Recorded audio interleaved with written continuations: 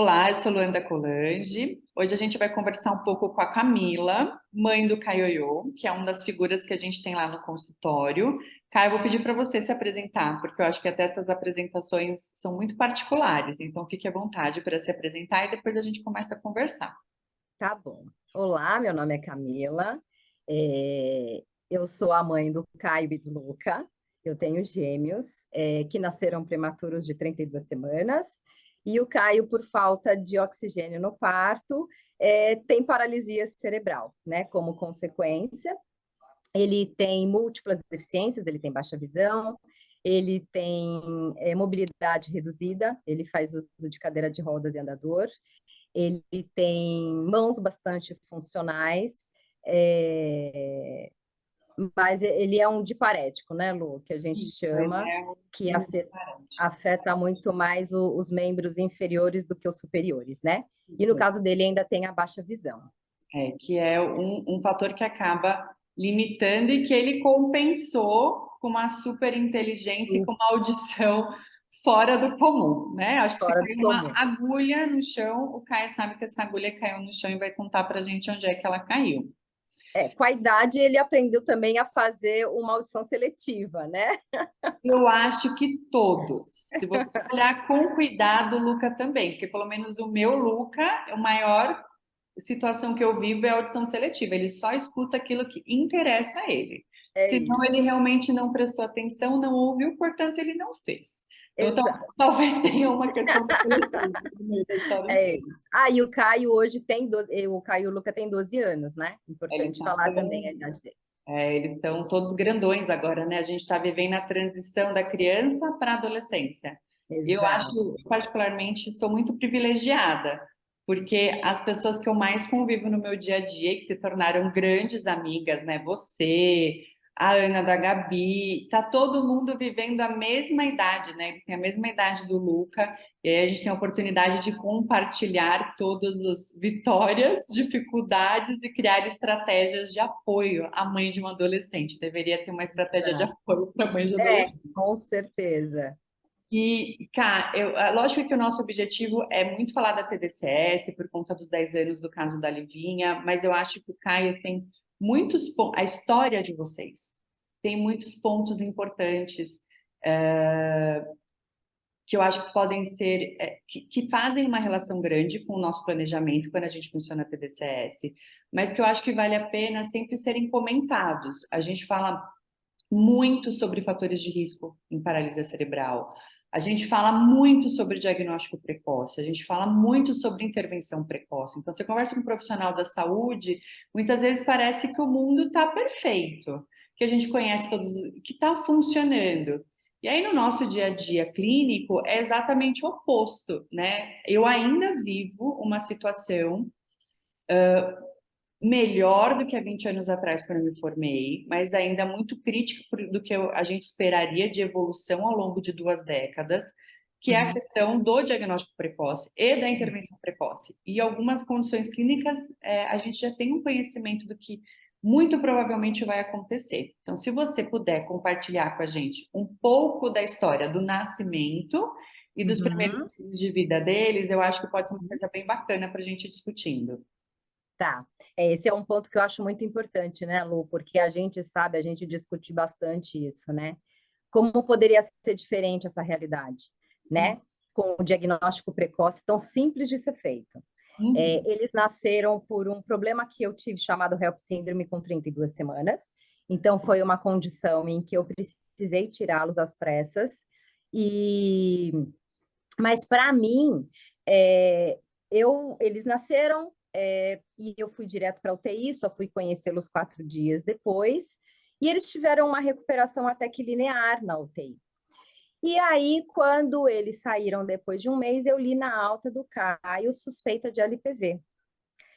E eu fui atrás dessa informação.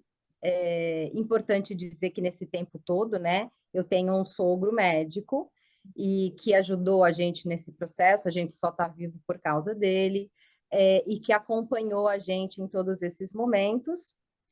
E só que também ele não me disse nada, né? Porque eu estava num estado muito delicado, o Luca ainda estava no hospital, porque o Lucas saiu uma semana depois. E aí, quando eu coloquei na internet, veio uma enxurrada de informações das mais cruéis que uma mãe pode receber. E, e aí depois ele me explicou com todo o cuidado, né, para mim e para o meu marido, o que que aquilo significava, que ele tinha tido uma parada respiratória, e que dessa parada respiratória houve um sangramento no cérebro, ele teve uma hemorragia cerebral, então, e que podia ser alguma coisa, isso podia ter sequelas, ou poderia não ser nada, né? As sequelas, o corpo absorveria tudo e ele não teria sequelas. Mas que só o tempo iria dizer, né? Que não tinha nenhum exame que pudesse ser feito ali naquele momento para prever o futuro. Só que naquele momento, assim, o que mais me chocou foi a falta de informação consistente Uhum. e a informação disseminada de uma forma muito cruel, né? Porque a gente também está falando há 12 anos atrás, né, Lu?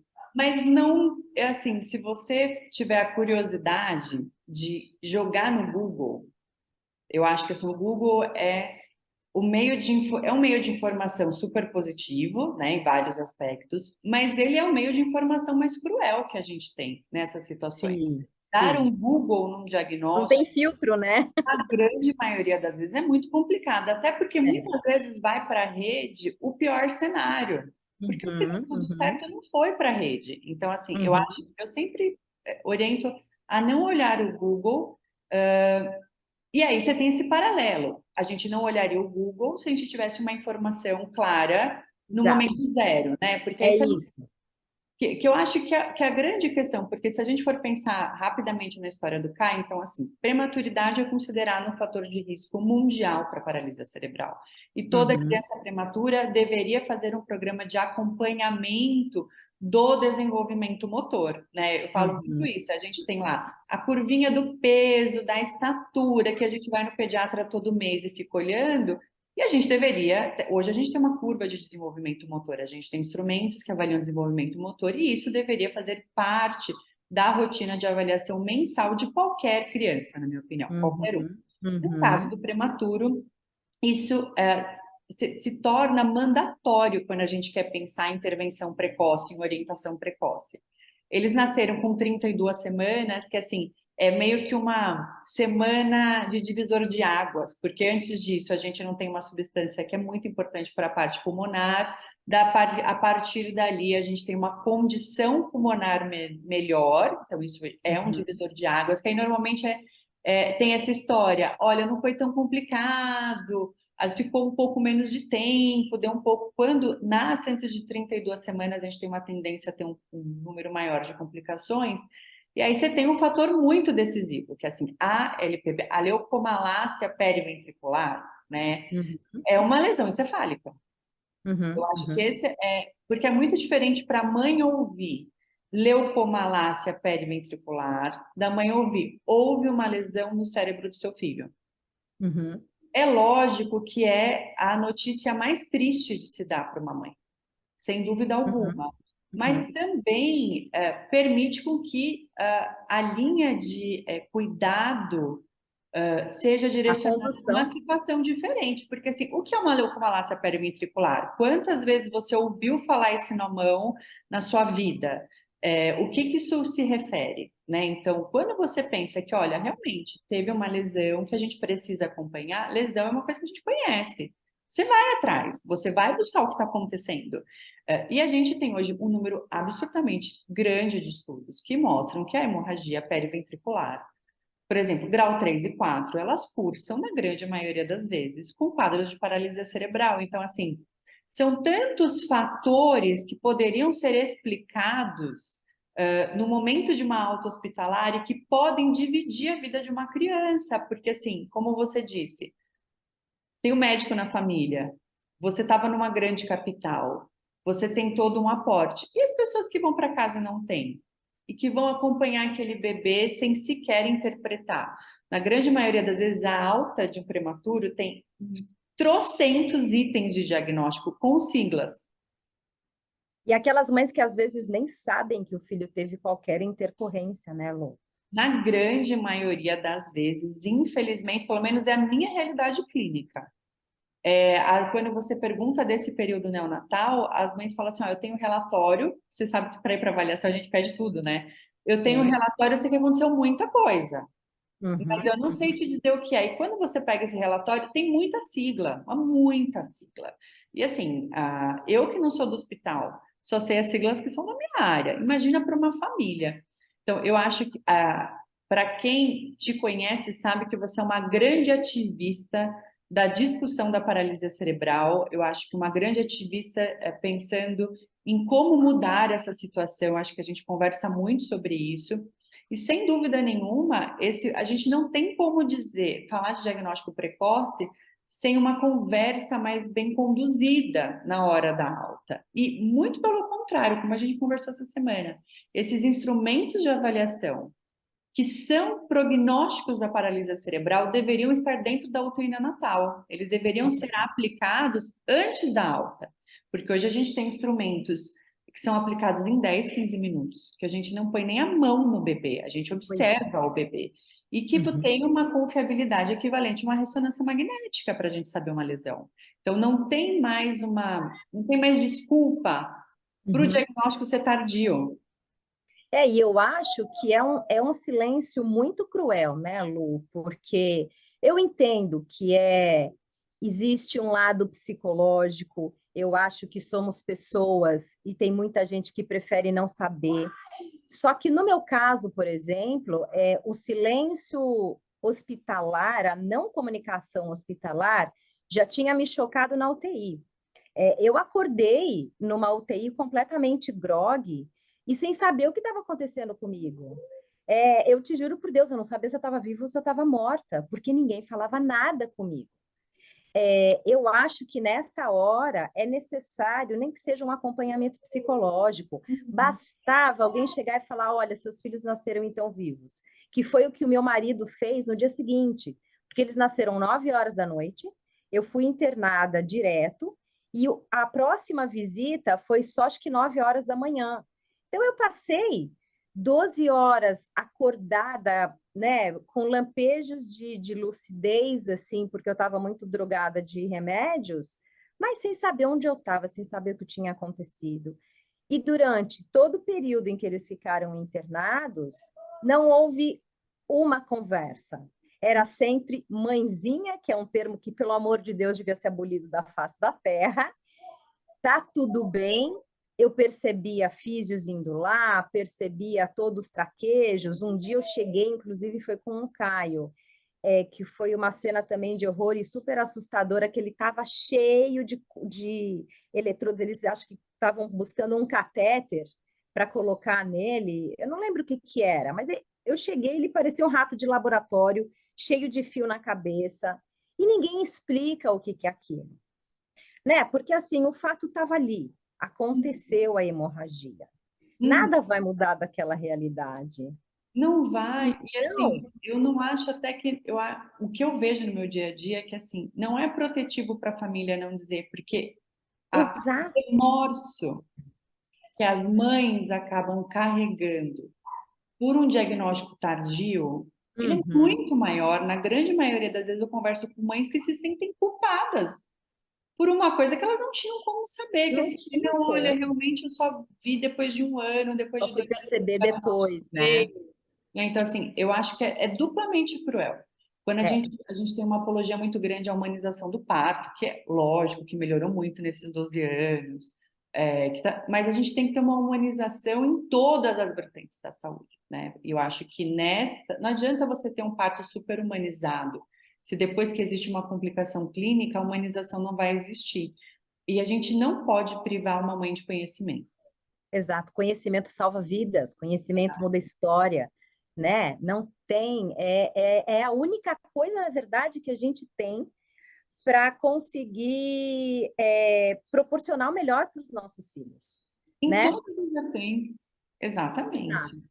E aí cá veio a questão da leucomalácia periventricular. De novo, Uhum. o Hugo, ele é muito cruel nessas situações. E quando entra a reabilitação na vida do Caio? Porque eu entrei bem depois, né? Eu fui Né, você entrou com 5 anos, né? lá pra frente. Infelizmente, mas tudo bem. Tudo tem sua hora, né? Então, como a gente tem médico na família, né? A coisa mais importante que meu sogro falou foi: vocês têm um parâmetro de normalidade, né? Que é o Luca, que não teve nenhuma intercorrência, e o Caio, que a gente sabe que teve. Então, ao primeiro sinal de diferença deles, eu sugiro que a gente vá buscar ajuda. Pode não ser nada, pode ser só um exagero, de um excesso de cuidado, e que se não for nada, vocês perderam tempo e dinheiro. Mas se for alguma coisa, não tem dinheiro que pague esse olhar precoce. E aí foi exatamente isso. O Luca mostrou uma disposição mais ágil no sentar, e o Caio precisava ajuda para isso, né? Então, isso foi bem com 6 meses mesmo. Meu sogro até pediu para a gente esperar um pouquinho, ter um pouco mais de cuidado até os 8, pela diferença da prematuridade. E aí, realmente, 8 meses, estava nítida a diferença entre os dois no desenvolvimento, e a gente foi procurar os métodos que tinham ali na época.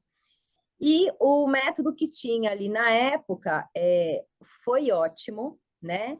A gente entendeu bastante coisa através dele, só que num determinado momento, a partir de uns 2 anos, assim, alguma coisa ali já começou a incomodar, porque era um método que propunha o Caio ficar muito estático, né?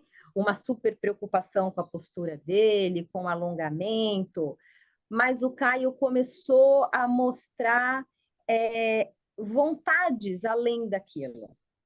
E o Renato também sempre se sentia muito incomodado em não colocar ele para explorar o mundo, né? Para ele explorar o mundo à maneira dele e, e adquirir habilidades, né? Que só o explorar proporciona. Exatamente. Uhum. E nisso também eu faço a minha meia-culpa, porque eu ficava ali naquela coisa bitolada de não, mas e a postura dele? E a gente não pode tirar ele daquela postura. Até uma hora que ele virou para mim e falou: Mas o que que a gente quer? A gente quer uma pessoa, um ser pensante e que consegue ir atrás e explorar o mundo, porque ele está mostrando para a gente que ele pode. Ele está mostrando para a gente que ele quer mais. E aí foi quando eu comecei a explorar todas as outras possibilidades, assim. E aí eu lembro até nas minhas conversas com Deus que eu falava, gente, meu Deus, se for, eu topo colocar ele num experimento novo, desde que seja seguro, me coloca a pessoa certa no caminho. Se eu tô errando, me coloca a pessoa certa no caminho. E aí seu nome caiu, Na né? Veio. natação, que eu acho que foi na natação, que foi a É, Thaís Correia foi que exato. descobriu na natação, porque eles estavam, os dois Isso faziam foi natação. muito bizarro, né? Mas antes, uma tia minha que tem uma irmã que é uma fonoaudióloga bastante expressiva, comentou que existia que estava surgindo uma nova estimulação através de uns eletrodos que era para eu ir atrás. Aí o primeiro fui falar com a Vânia, a fono. Verdade, é E verdade. aí a Vânia analisou o Caio e falou: olha, eu acho que ele se beneficiaria muito mais num trabalho de físio, só que a pessoa que eu conheço não está aqui, está nos Estados Unidos. Então você vai ter que esperar ela voltar, ou você pode procurar outros grupos. E não tinha nada, não achei informação nenhuma. Aí, assim, uma semana depois, eu estou na natação com ele e vejo lá uma mãe que eu nunca tinha visto, uma criança com mielomeningocele, e do nada, primeira vez que eu encontrei a pessoa, eu falei, ai, pois é, eu tô atrás de uma tal de TDCS aí que me falaram.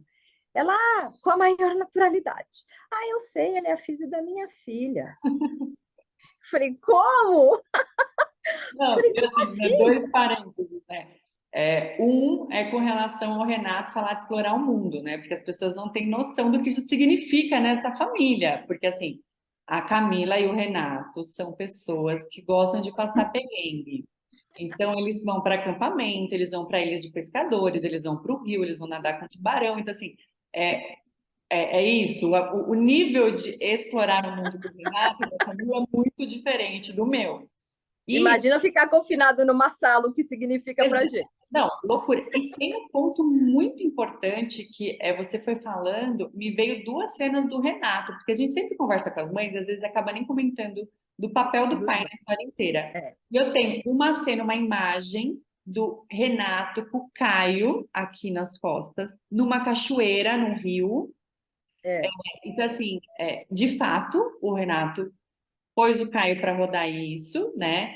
E Aham, eu aham. tenho aquela imagem que para mim é aquele vídeo, eu tenho memórias de coisas que eu sei que eu nunca vou esquecer, que foi da corrida Cartoon. Sim, E o sim. Renato foi correr, vocês foram os quatro correr, e o Renato correu com o Caio. Então, assim, é esse nível de exploração, que eu acho que assim, não é gostaria de explorar rotineiramente. Vocês realmente são pessoas que exploram o mundo da Uhum, natureza, né? Assim, uhum, uhum. toda vez que eu a Camila, para mim, assim, voltou de férias. Lu, achei um lugar ótimo para você conhecer. Aí ela conta todas as maravilhas do lugar. Aí eu já aprendi a perguntar. Aonde fica e como chega? Porque normalmente chega de jipe, de barco, de mato. E eu não vou, porque não No tem. lombo do cavalo. É alguma coisa nesse sentido, que eu acho que isso é um aspecto super importante. E outra é a Thaís Correia, que não tem como. A Thaís Correia precisa chegar 10 minutos no lugar para todo mundo conhecer ela e ela falar com todo mundo, porque ela é uma pessoa absurdamente expansiva, vamos dizer desta forma. E eu acho que aí vem até um comentário que assim, nada, em nenhuma forma de tratar é boa para todos. Aham, exato. E isso não quer dizer que é bom a todo momento. Uhum, Eu acho que vários aspectos que a gente tem da cinesioterapia são bons, vão ser bons e ruins para todas as crianças. Porque vai uhum, ter que ser o momento de execução, aquela afinidade que o profissional tem, a expertise que tem. E a gente tem, o Caio, ele tem algumas particularidades, que assim, ele é uma criança de parética espástica, que os membros inferiores, as pernas, têm uma dificuldade muito maior do que o braço. E o braço, na verdade, o braço e o tronco do Caio são maravilhosos, né? é, Assim, tem uhum, muita força. O Caio tá virando uma mão com um tá. braço largo, né? Aham, Então, ele é muito, e ele é uma pessoa altamente comunicativa. Eu brinco com uhum. a Camila que ele vai ser o cara que vai ficar no boteco na faculdade, porque se ele passar no boteco e alguém parar para conversar com ele, ele vai sentar para conversar com um, vai sentar com outro e perder o caminho. Ele é muito, ele tem esse desejo muito impactante da Uhum, comunicação, do estar ali envolvido, do estar participando, e ele é assim, ele sempre foi assim, né? uhum. Ele Sim, foi com relação até à baixa visão, que limita em vários aspectos essa exploração, esse contato, ele foi aperfeiçoando muito, como a gente falou, a questão da audição, e hoje ele sabe do assunto que ele gosta, ele sabe tudo, né? Se você perguntar de tudo. música para ele sabe todos os lançamentos de música do mundo. Uhum. E No primeiro quando, acorde. não, né, assim, e quando ele não, você conta uma música nova que ele não sabe, ele dá um pânico nele, assim, meu Deus, perdi alguma coisa. Então, fora vocês serem uma família que explora o mundo e as suas possibilidades, encarando barreiras, porque eu acho que isso é um ponto importante.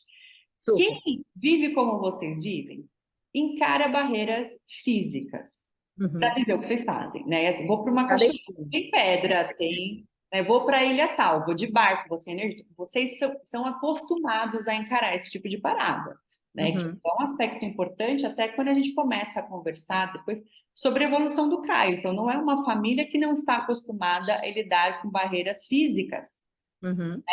na sua dinâmica global, porque eu nunca faria isso, né? E o Caio, quando ele chegou para mim, ele estava com 5, Uhum. né, para 6, porque 5 anos. Eu avaliei o Caio no mês que eu voltei dos Estados Unidos. Exato, não, foi muito. A Thaís falou, eu encontrei com ela e a Thaís falou. E ela acabou de chegar dos Estados Unidos. Eu falei, gente, obrigado, universo, porque qual a chance, né, Lu? Eu tava desesperada, assim, porque quando eu soube da sua existência, Eu falei, gente, eu preciso chegar nessa pessoa. Eu nem sabia quem você era, mas sabia que você era uma pessoa que estava fazendo uma técnica nova para estimular o desenvolvimento de marcha. Que era isso que o Caio começou a escalar, gente. O Caio começou a escalar coisas. Ele queria ficar de pé, ele queria. Ele estava mostrando que ele podia muito mais do que aquilo que a gente estava dando para ele. E aí você chegou a pessoa. Qual é a pessoa no Brasil mais capacitada para isso? Ah, tá aqui, ó. Encontrei com quem vai fazer a ponte entre a gente. Então, eu não pensei duas vezes. Eu saí de lá e acho que eu te liguei no estacionamento. E eu lembro direitinho da conversa. Ah, eu estou montando a minha agenda, porque eu acabei de chegar. Isso. Mas vai lá no meu consultório. É porque eu acho que até no dia da avaliação do Caio, até o Luca estava lá, meu ex-marido passou, porque assim, a gente realmente estava ali se readaptando ao que ia Uhum, acontecer. E o Caio, é exatamente isso. O Caio, já dentro do que a gente tem de conhecimento técnico-científico, ele sempre foi uma criança, ele apresenta um nível de funcionalidade motora grossa que é compatível com a marcha, né? Então, assim, não foi nenhuma mudança de prognóstico, não, ele era uma criança apto a caminhar com apoio, que estava demonstrando o seu desenvolvimento motor dentro uhum. do que a gente espera, dentro do que a gente almeja. E aí a gente fez o planejamento, porque eu lembro que assim, tinha um andador, aí tinha cadeira, e aí estava naquele, né, por que caminho que a gente vai. A gente entrou com a proposta de efetivamente fazer o treino locomotor, porque tudo que é de postura mais baixa, ele já mandava muito bem, porque o tronco dele é muito bom, ele é muito Ele forte. engatinhava que nem o Ayrton Senna, né? E Mas foi o... depois um perrengue nosso, né? A história do Exato. engatinhar. Mas o que mais me chocou quando eu te conheci foi o seu embasamento científico. Eu olhei e falei, gente, mas ela é uma físio, ela é uma neuro. Eu fiquei meio confusa, porque você começou a ler todas aquelas imagens e a explicar coisas e de uma forma tão fácil da gente entender que eu fiquei chocada. Falei, gente, um anjo caiu na minha frente. Mas é que a minha história é assim, eu nós duas, a gente pode falar isso, e não tem problema nenhum, acho que isso é uma gravação. Nós somos pessoas, nós duas, muito crente nas intervenções divinas, né? Eu acho que assim, isso é Sim, uma sim. característica muito comum até dentro do consultório. Isso não tem nada a ver É, com religião, tem a ver com acreditar que as coisas vão entrar na nossa vida e vão nos ajudar, né? Então, exato. eu saí da faculdade sendo apaixonada pela fisioterapia. Na verdade, eu falo que a fisioterapia me salvou. E eu queria pediatria. Então, eu fui para um serviço de reabilitação muito grande, que era Uhum, assistencialista, e que tinha normativas que os pacientes tinham que ir alta. E aquilo me machucava muito como pessoa. Não é nada contra o serviço. Aquilo não me era, não batia comigo. E aí eu uhum, engravidei, tive o Luca. No dia que o Luca nasceu, eu ganhei um artigo científico da minha tia, que é neurocirurgiã, que dizia, era preditores da felicidade dos filhos na vida adulta. E eu lendo o artigo esperando o Luca voltar, né? Porque você imagina que eu parei o hospital para ter o Luca de tão louca que eu sou. E aí tava assim, ó, que um dos fatores mais importantes era o nível de formação dos pais, mas não pelo nível de formação, mas para os filhos assistirem os pais perdendo e ganhando na vida muitas vezes e recebendo ordens assim, e tendo que flexibilizar aquilo. E isso era muito importante para a felicidade dos filhos. E aí eu falei assim, vou fazer mestrado, porque eu estava enrolando a história do mestrado. E aí, dentro da maternidade, eu mandei um e-mail e comecei a fazer mestrado. Eu entrei no mestrado manda. no eu tinha 25 anos de vida. Quem pare e Porque eu sempre fui pronto, vou apaixonada fazer um pela mestrado ciência. aqui. E aí, quando eu entrei, então eu saí de um serviço assistencial para ir para pesquisa. E aí eu fiquei 2 anos atendendo muito pouco, fazendo pesquisa. E aí eu falei assim, e sentindo muita falta do atendimento. Aí quando eu comecei a entender a pesquisa, voltada à fisioterapia, primeiro foi um choque muito grande do que eu tinha de realidade aqui. Uhum, O mundo estava indo para o momento da fisioterapia ativa na pediatria. uhum, A gente uhum. estava começando, era o processo de começar a falar, a criança tem que participar, ela tem que fazer, a gente vai fazer fortalecimento, a gente vai fazer um treino intensivo, a gente vai. E a minha tese já era eu já estava estudando treino de marcha em limiar de condicionamento. E aí eu falei, bom, eu quero voltar a atender. Só que eu só vou deixar passar na minha porta o que tiver comprovação científica, custe o que custar. Uhum, Então eu falo que o meu maior professor na fisioterapia foi a ciência. Eu, uhum, dentro dos meus serviços, só passa aquilo que tem um nível de evidência mínimo para ser executado. É, uhum, e aí você começa, eu brinco, eu sou uma pessoa que eu sou feliz na sexta-feira à noite, abrindo o vinho e lendo um artigo. Isso me traz felicidade. E você entra num nível de estudo muito maluco. E quando você se apaixona pela ciência e é apaixonado pela clínica, você entende, ou talvez assume, que só é possível fazer uma boa clínica, ou dentro do que eu acredito, fazer uma boa clínica com base na ciência. Eu uhum, acho que é o uhum. mínimo que a família, eu tenho que poder olhar no teu olho e falar assim, olha, isso aqui tem efeito, foi comprovado que tem efeito. E a gente cai no conhecimento, né, Lu? O conhecimento transforma, né? E eu acho que isso é uma vertente muito importante, na Uhum, minha opinião.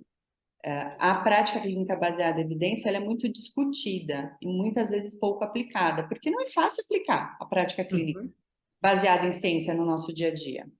Mas sim. conhecendo os serviços ao redor do mundo, né, que assim, eu fui para muitos, né, durante o meu doutorado eu fui para os Estados Unidos, durante o meu pós-doutorado eu fui para a Europa, e uma coisa que me chamou muita atenção era não só o nível de atividade, que era muito maior Uhum, do que a gente estava acostumado a treinar, como muitas vezes a simplicidade do treino, que começou a se falar de intensidade, uhum, mas de certa forma dentro do que é possível ser feito no cotidiano. exato. Né? Então, foi uma. Acabou que eu acho que assim, todo mundo entrou na vida do outro, meio que dentro de um processo que estava todo mundo querendo uma nova vertente. Uhum. Precisando, né? Porque, na verdade, a demanda veio do Caio, né? O Caio só faltou colocar um cartaz na nossa cara. Eu posso mais, eu quero mais. Só que achar esse mais com qualidade, com estrutura, porque também não adianta nada, né, Lu? Métodos milagrosos, a gente vê vários. Só que eu não queria um milagre, né? Eu só queria possibilidades, porque é isso. Eu e o Renato, a gente tinha isso muito forte dentro da gente.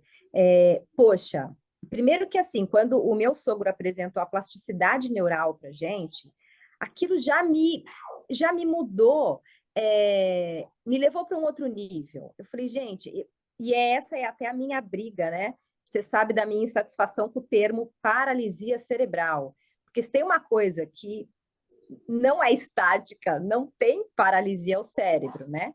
O cérebro está em constante adaptação, mas desde que você promova, né, essa, essa estimulação. Então, a gente sempre se norteou por aí. Vamos procurar profissionais que estejam atualizados, estejam de olho no que pode vir por aí, né? A gente quer sempre deixar o Caio preparado para ele ter capacidade de absorver todos os avanços tecnológicos que podem surgir, né? É uma grande meta pessoal minha. Eu falo assim, eu assisti coisas muito novas acontecerem. Eu tive muito privilégio de estar, assim, de estar em décadas que coisas novas surgiram na Uhum, fisioterapia. uhum, E eu uhum. falo sempre, eu falo assim, o mínimo que eu quero poder fazer pelo meu paciente é deixar ele preparado para os avanços da ciência. É isso, Eu acho que isso é o exatamente. mínimo. O máximo que eu Uhum, quero é que ele ganhe o mundo, né? Eu uhum, sou uma pessoa que tem uhum, até, eu sempre quero mais. E o uhum. Caio, ele é uma criança altamente responsiva a TDCS. Hoje a gente sabe parte dos motivos, né, que é isso. A lesão periventricular é uma lesão subcortical, então a área superficial do cérebro está ali íntegra para a gente poder estimular com a TDCS. Ele tem todas as características é, é, encefálicas Eletivas, né? que são os melhores preditores que a gente tem. E ele sai Uhum. realmente dessa questão que ele tinha pouca mobilidade em pé e ele vai para uma ótima mobilidade em pé. Com o andador, eu lembro que a gente fez várias correções ao longo, teve aplicação de toxina botulínica, gesso seriado, porque ele engatinhava muito.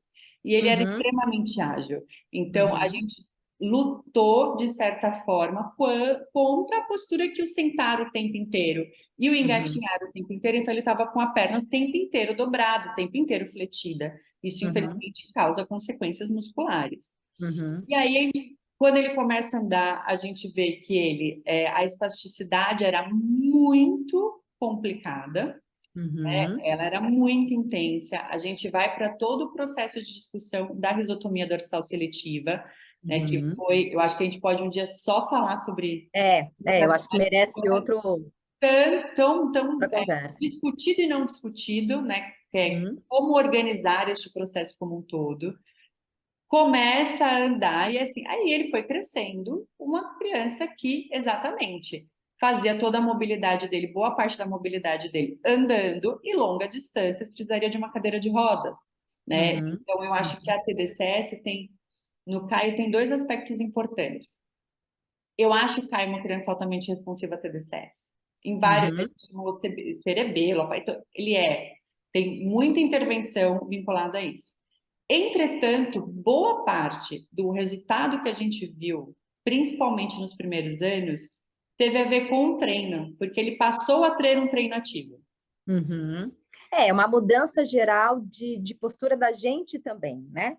Porque eu acho super importante isso, né, Lu? A família tem que estar o tempo inteiro também, né?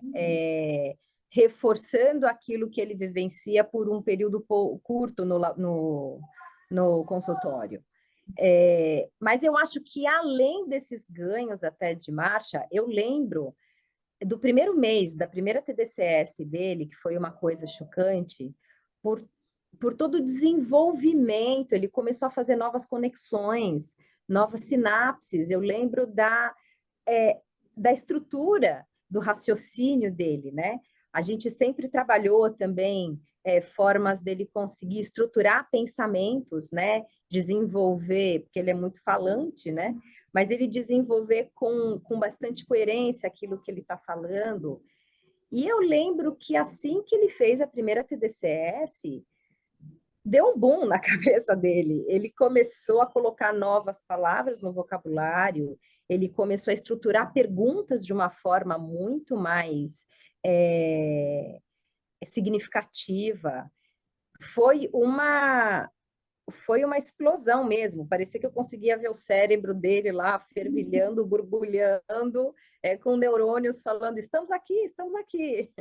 Foi muito louco. Nas lesões encefálicas na infância, a gente encara dois problemas. A gente discute muito um problema que é a lesão, que é de fato aquele neurônio lesionado. Uhum, Infelizmente, nós não temos condições de promover um outro neurônio naquele lugar. Que foi uhum, lesionado, foi lesionado. uhum, Só que foi lesionado numa idade muito precoce de desenvolvimento e que repercutiu em dois pontos. Um, na diminuição da atividade de circuitos íntegros, mas que se uhum, tornam disfuncionais, que têm uma baixa uhum, atividade. E a diminuição da exploração ambiental faz com que essa disfunção seja agravada. Então, eu tenho dois uhum, problemas, porque, na verdade, a gente não entra para tratar lesão encefálica, a gente entra para tratar disfunção. Eu tenho que pensar no que tem íntegro para me uhum, ajudar, não exato. só naquilo que foi lesionado. Eu acho muito. Se fosse para mim pensar só na lesão, eu deixaria de ser fisioterapeuta, porque acabou. É isso. Lesionou o neurônio, eu não tenho como restabelecer esse neurônio, fim de trajetória.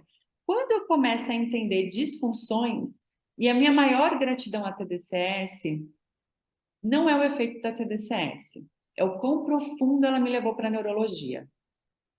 O quanto ela me fez aprender a navegar por Nas possibilidades. isso. E que muitas vezes não está nem no artigo da fisioterapia. Hoje, não, eu leio muitas coisas da fisioterapia até por conta da associação, mas eu leio muito mais sobre neuroplasticidade. Eu tenho muito mais Uhum, interesse em descobrir o que a gente pode fazer para otimizar isso, pensar nessas disfunções do que qualquer outra coisa. Então, e aí, eu acho que vem muito desse relato, e a gente ouve com muita frequência, tem relação com isso, porque quando eu começo a aumentar a atividade de áreas disfuncionais, então áreas que estão íntegras, mas que não estão trabalhando na sua potencialidade, o cérebro é empenhado de conexão.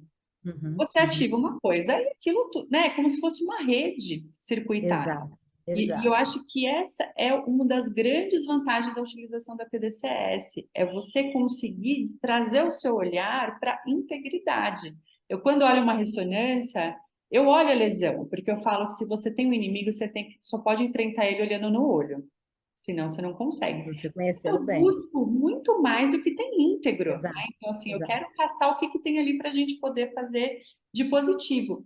E eu acho que eu vejo muito essa relação desse relato, que são Uhum, efeitos, por exemplo, não motores, mesmo a gente estimulando uma área motora, por conta dessa conectividade, que uhum, muitas vezes é pouco falada, porque pensa assim, eu falo muito isso quando eu dou aula na graduação. Se você pensar na lesão, você vai falar lesão periventricular de paresia espástica, o nível de função motora grossa, qual é a alimentação e o que que você pode otimizar de participação. Fica um caminho muito reto, né? uhum, Agora, quando uhum. você pensa, ok, temos uma lesão, o que que eu tenho preservado? Ah, eu tenho preservado a lesão, Exato, eu tenho o córtex preservado, o lobo frontal, o lobo occipital, o cerebelo, tá tudo preservado. Então, tá bom, o que que eu posso fazer para ajudar o motor? Já estou sabendo que tem a diparesia, já estou sabendo. Então, quem que fala com córtex motor? Ah, então eu preciso trabalhar melhor o planejamento, a atenção, a memória, porque minha criança precisa ter estratégias para olhar o ambiente e falar, eu não vou conseguir aqui, eu vou por ali. Eu vou otimizar o cerebelo, porque eu vou melhorar ao máximo a postura, o ajuste postural. Porque é isso, eu sei que tem a diparesia espástica, mas a grande questão é o que que eu posso fazer para exato, não só tratar a sintomatologia da diparesia espástica, mas é, criar estratégias de outras habilidades ajudando esse motor que vai ter. Até porque eu preciso pensar no futuro, que nem assim, hoje o Caio pode ser um DJ, sem nenhum uhum, problema, sim. ele vai amar, vai ser super feliz, vai estar lá no meio das menininhas, tocando as músicas que ele gosta e vai arrasar, porque é uma habilidade que ele adquiriu. Isso para mim é pensar em participação, E né? isso, eu acho que abre um leque, foi também a coisa que mais me fascinou quando eu conversei com você e quando eu soube da plasticidade neural, porque eu também sempre fui além. Eu acho que nós pais, a gente também não pode olhar só a lesão. Uhum. Então, por exemplo, o Luca é um farol natural para o Caio, né? Então, a gente tem essa bênção, essa sorte de tê-lo. Uma das coisas que ele mais gostava de brincar quando a gente voltava da escola era com os meus olhinhos eu vejo. A primeira vez que ele pediu, me gelou assim, que eu falei, gente, mas o que eu vou fazer com o Caio, né? Que tem baixa visão e não enxerga. Eu falei, quer saber? Dane-se, ele vai enxergar do jeito que ele pode. E ele nunca se sentiu triste ou chateado ou falou não estou vendo nada. Não, ele começou a inventar coisas. Então, assim, o Lucas achava uma super graça. Ele pegava o repertório que ele tinha. Ele falava na vez dele, com meus olhinhos eu vejo um dinossauro verde enorme. É isso. Aí o Lucas se matava de rir, falava, ah, um dinossauro verde enorme, que legal. Onde você está vendo o dinossauro verde enorme? Ali, ali. Entendeu? É isso, é ir além do que da capacidade dele. Tudo bem, ele tem baixa visão, ele não Capacidade enxerga física. física, mas deixa a cabeça trabalhar, deixa a Uhum. imaginação dele ir além, porque ele não enxerga no padrão, do jeito que a gente acha, do jeito que a gente aprendeu, mas Isso. ele sente o mundo e recebe o mundo de outra forma. E é isso que a gente não pode ignorar. E é a base da neuroplasticidade. Boa parte dos estudos que destacaram a neuroplasticidade foram estudos de deficiência visual, que provaram que ao perder a visão, você amplifica áreas funcionais e Uhum. outras áreas relacionadas a sentidos. Então, assim, esse é um conhecimento que não é novo, mas que você tem que conseguir adaptar para o campo da pediatria, porque assim, um adulto, eu nunca trabalharia com adulto, porque eu acho a gente chato, eu não tenho a menor vontade, eu acho que a gente não tem vontade, essa é a minha visão. Mas você não tem como olhar para a criança e falar assim, de 5 anos, e falar, olha, você tem que ficar mais retinho, porque isso vai ser bom para sua postura e para sua vida. Não está focado em ficar retinha, né? Ela está focada no que ela vai fazer. Agora, quando você abre margem para entender o que ela gosta, o que ela faz, Uhum. o que essa Sim. família faz, né? Que nem assim, O Como Caio ela vai explorar o fez mundo, né? trilha, entende? Assim, ele fez trilha, então como que isso vai acontecer? Eu acho que essa é a forma de você integrar a reabilitação. A gente é equipe de apoio. Uhum, A gente está aqui uhum, de equipe de apoio, a gente não é centralizador, eu não sou o principal foco. A vida dele é o principal foco. E a gente tem sim, que ir direcionando esse processo de reabilitação dentro daquilo que faz sentido para a família. Porque aí eu trabalho neuroplasticidade. Porque aí fora exato. do meu consultório, ele vai continuar fazendo aquilo, mas não de uma forma chata, com aquela lista de orientação que a gente faz. Não, que eu mando por a hora, tá lá, tem ali, Claro, lógico, faz parte, né? mas vai Caio entrar um dormiu anos e processo anos de sala. natural, né? Então, assim, que Exato. vai fazer parte do dia a dia, isso não fica pesado, isso fica prazeroso, isso fica gostoso, né? E isso é pensar em neurologia. E eu acho que a Uhum, TDCS, ela me trouxe muito essa visão neurológica do aprendizado e do comportamento uhum, motor, uhum, né? Que é uhum. muito individual, é muito individual. Muito, é único, né? O aprendizado e o comportamento motor é o que nos difere, que difere um paciente meu do outro, não as minhas habilidades, o que eu quero treinar, mas como eu Uhum, vou treinar, como ele vai interpretar. E o Caio é assim, é engraçado, eu vejo, né, eu acompanho essas crianças há muito tempo, eu acho realmente que parte delas são minhas. E eu sempre fico pensando, perto da época do aniversário deles, neles no futuro. Fala assim, como será que vai ser aqui 20 anos, né? Eu acho que o Caio vai te dar muito mais trabalho que o Luca, não por uma questão de paralisia cerebral, mas porque ele é muito mais danado que o Luca nesse sentido. Mas assim, eu consigo ver o Caio muito independente dentro do que ele gosta, que é muito particular. uhum, E que ele uhum. está muito bem resolvido com o gostar dele, né? Então, Muito. Ele é muito, muito bem resolvido. É.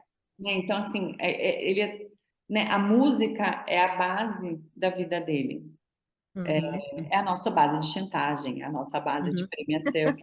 Assim, eu consigo enxergar ele trilhando esse caminho até profissional. Eu vejo ele dentro do âmbito profissional fazendo o que ele gosta, porque ser quem ele é deu o diferencial para ele entender quem ele é. E eu acho Sim. que isso é uma vertente muito importante. E que nos traz, eu acho que agora a gente indo para o final, e é uma das coisas que nós duas, a gente tem três pontos que a gente discute muito, que é o diagnóstico precoce, o que nós podemos fazer para envolver a sociedade nesta briga, porque é Uhum. uma briga muito ruim, porque ela é muito invisível, né? Então, assim, o que que a É. gente pode fazer? A gente fala E muito muito disso, né? Como cruel também. envolver a sociedade nessa briga, que eu acho que é uma briga de todos, e a gente fala muito das limitações que nós vivemos no nosso Uhum. país, que são as Exato. limitações físicas e são as limitações tecnológicas que a E gente. estruturais, né, Lu? É o que eu falo. A gente não abre a porta de casa e fala, vamos sair, vamos. Não, tem que existir um planejamento, né? E a pergunta, mas onde eu vou é acessível? Aonde eu vou tem escada? Aonde eu vou tem lugar perto para parar? E você conta nos dedos os lugares que estão Uhum. prontos para receber alguém com mobilidade reduzida ou com qualquer outro tipo de deficiência, né? Eu acho que as pessoas precisam pensar muito mais profundamente nisso, porque as barreiras físicas e de comunicação são enormes, né? A gente se depara com. Hoje em dia, por exemplo, eu passo na Vila Madalena, está construindo um barzinho, que o bar é lotado de escada, não tem uma rampa. Eu olho e falo, gente, mas quem está construindo não levou em consideração a acessibilidade. Um adulto cadeirante não é bem-vindo nesse lugar, porque ele simplesmente não tem como chegar ali. E fora, né, Lu, todo que é uma conversa também muito longa, eu acho, até para a gente chegar no mundo ideal, que são os próprios aparelhos mesmo, os recursos que o Caio precisa, né? Então, hoje em dia, você tem uma cadeira de rodas adaptada e leve e usual para o dia a dia, custando de 11 a 16 mil reais. Você tem um bom andador custando de 30 a 80 mil reais. Então, assim, cadê a acessibilidade para adquirir recursos? E recursos de que ele precisa, não é uma coisa, eu não sei se eu vou comprar a cadeira. Ele precisa. Eu não sei se eu vou comprar um andador. Ele precisa, né? Então, é uma necessidade e que ela é pouquíssimo acessível. E que não é complexa de ser resolvida, né? Porque acho que tem vários pontos, né? Primeiro que assim, que nem vamos dar o exemplo do bar. Se fosse uma lei que todos os novos Exato. lugares tivessem rampa, o dono desse bar estaria colocando a rampa.